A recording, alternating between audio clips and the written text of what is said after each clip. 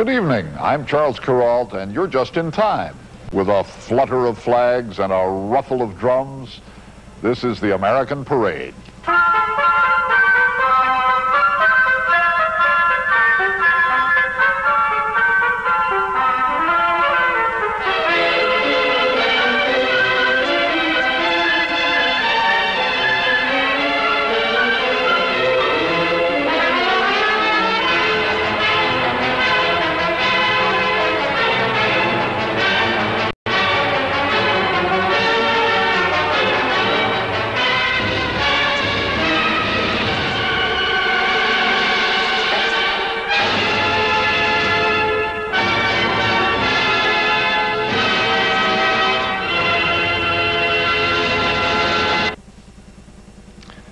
In the old songs, men go off to war and women stay home weeping and waiting.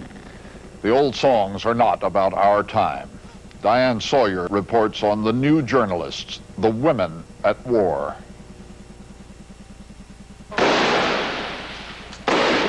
The face of war has changed in this century. So have the faces of the war correspondents.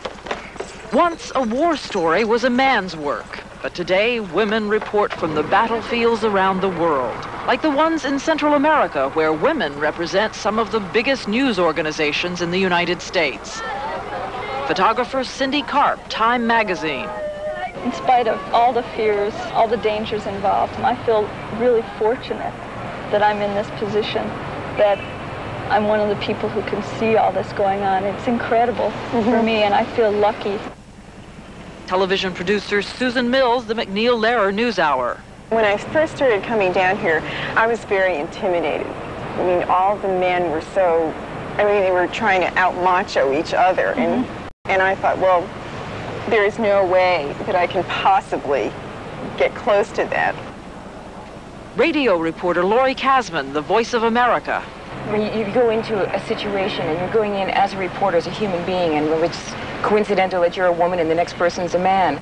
Usted no sabe nada. Correspondent Ann Garrels, ABC News. It's wonderful. I mean, all of a sudden, there are a lot of women working together. It's the first time in my life I've ever seen it, and strangely, it's happened in Salvador. Yeah. Why? I don't know. I think a lot of women, there are more women getting into journalism, perhaps, and news organizations are not, I think, making the distinction between men and women when they assign people to certain areas. We remember seeing women like this on the front lines. No, no, no, no. But do it again. We remember the courageous nurses and drivers. But women war correspondents, they were rare. Women who flew in on the strength of extraordinary talent. Margaret Burke White, whose photographs of World War II stunned the readers of Life magazine. Marguerite Higgins, who won a Pulitzer Prize for her reports from the Korean front. In Vietnam, reporter Gloria Emerson. Author Frances Fitzgerald. Photographer Jill Crements. In those days, women had to prove themselves. In Central America today, the women say they still do. What about an issue of being a woman and having men say, I don't want you around because you're a woman, you're going to be a liability. I can't, even if I can't bear, I mean, men have said to me in situations, I don't want you around because I can't accept the responsibility. Even though I might have been fine, they themselves weren't about to let me be an equal. Wait, are you talking about the crew, it sounds like? You're talking about other journalists. You're talking about I'm talking about other journalists or other photographers, or the crews are the biggest problem we have of going out somewhere where it's dangerous and the crew's saying, I don't want a woman around. Woman, schwoman, I mean, I'm in the correspondent. Yeah, but you're a woman. I can't deal with that. Or they'll say, I'm not going to, now if something happens, I'm not going to take care of you. Remember that. And you say, well, who asked you? Because you've probably been in many more situations than I. I don't know. As long as I've worked down here, I've felt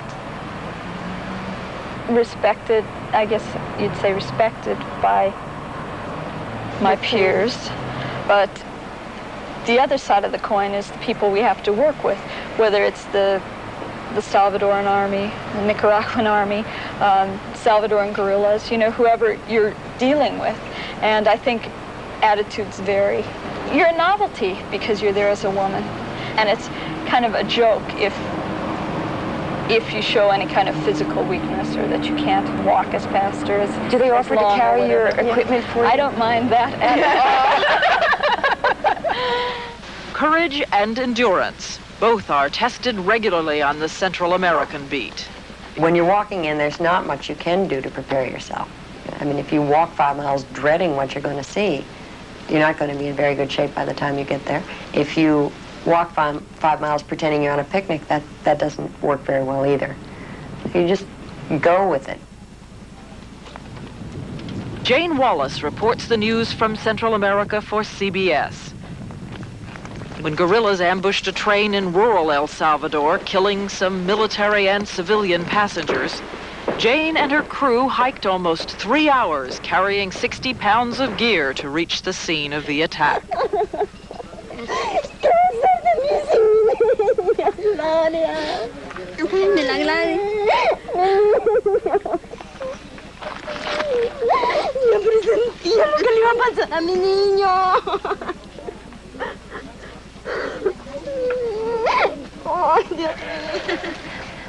I was surprised by the time we got in there at how much was left untouched. I was surprised that no one had dared to go in to treat the wounded, that no one had even dared go in and see how many people were dead inside the train car. And then there was a mother.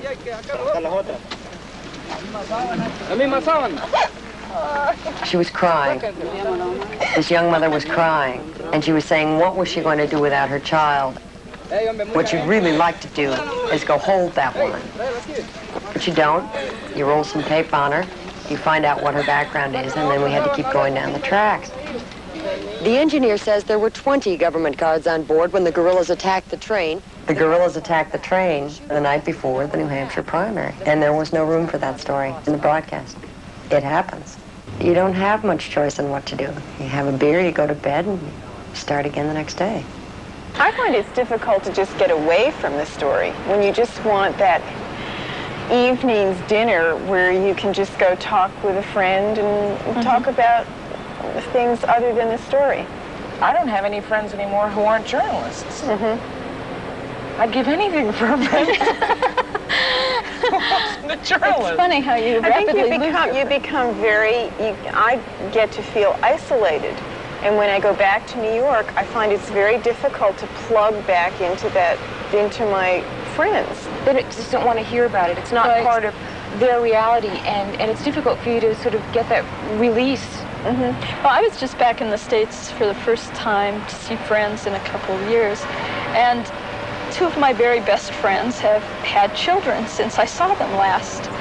And I was coming from another world completely. But I wonder how long I can continue living in this other world. I mean, as a woman, we do face one problem that men don't, the biological clock. And it's ticking away from me. I mean, sooner or later, and it's sooner rather than later, I'm going to have to make a decision if I want to have children. And God knows Salvador isn't the place to even begin to think years down the road about it. I mean, it's you can't even begin to set up a normal life, a relationship that's going to allow you to do all of that. Not only the isolation, the social isolation, but it's wearing on one's nerves. It gets to a point where it's difficult to sleep at night. It's not easy work.